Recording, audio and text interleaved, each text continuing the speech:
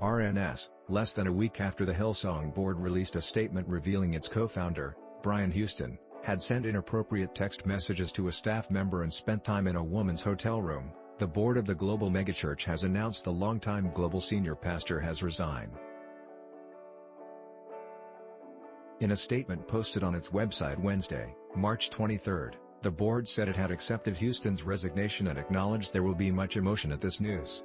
Houston, 68, a New Zealand native, founded Hillsong Church with his wife Bobby in the suburbs of Sydney in 1983. The Pentecostal powerhouse now boasts 30 locations around the world, with an average global attendance of 150,000 weekly. Hillsong's music program has produced some of the most popular worship songs used in evangelical churches around the world, including Oceans, What a Beautiful Name, and Shout to the Lord. Irrespective of the circumstances around this, we can all agree that Brian and Bobby have served God.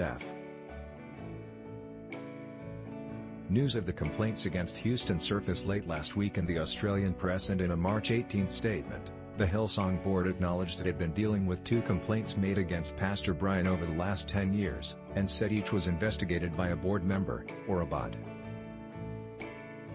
The first complaint, an accusation that Houston had flirted with a staff member in text messages a decade ago, the board attributed to Houston being under the influence of sleeping medication, upon which he had developed a dependence, it said.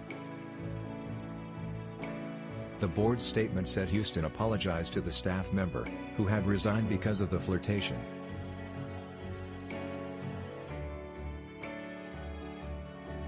We also worked closely with Pastor Brian to ensure he received professional help to eliminate his dependency on this medication, and this was achieved successfully, the statement read.